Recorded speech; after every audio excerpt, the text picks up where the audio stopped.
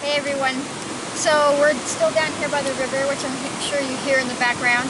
But we're sitting here in a riverbank that's no longer flooded, and I saw somebody. I saw narrow-leaf plantain. Now you might know what normal plantain looks like. The wide kind of looks like a duck foot. But I see a lot of people not really recognizing the narrow-leaf plantain. And she has all the same medicinal benefits. She's amazing for skin ailments. Like if you make an oil infusion out of her, she's good for eczema, psoriasis, just kind of anything you've got going on that's itchy or dry or too wet, sunburn. She's just an amazing plant ally. You get stung by a bee, you can take her, chew her up, spit it on there. It will take away that throbbing pain. She's really amazing. Now internally, and she's safe to use internally, you can make an infusion out of her dried plant matter, and she's really, really specific at helping your mucous membranes, like your stomach. So if you've got like IBS, ulcers, things like that, she's really good for that. I put her in almost all of my oil infusions of almost anything I make. So let me grab the camera from my husband here, and I will show you her a little bit closer up. Okay, so Plantain's pretty unique for IDing in the way that she always has these ribs on the back of her. And then also, like if you pull one, let me break one off here.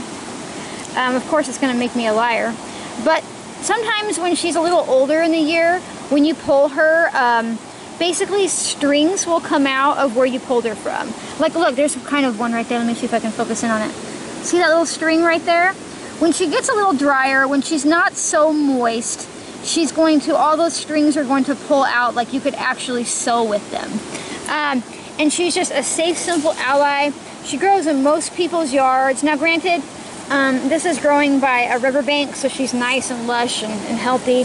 And not to say that in yards they aren't healthy, but they tend to not get so long, so big. And so what you'll find in your yard will probably be shorter, but she'll still have the same narrowness to her. And she's everywhere. One of her nicknames for all the plantains is White Man's Foot, because she's just gone everywhere and touched everything. She's not native to the US, but she is naturalized, so you'll be hard-pressed not to find her if you don't go and look. So anyhow, this is narrow-leaf plantain, and I hope that this piques your curiosity and you get out there and start looking. And if you like my videos, take a moment to subscribe, hit the notification button, and comment so I know you're here hanging out with me. Alright, we'll see you next time.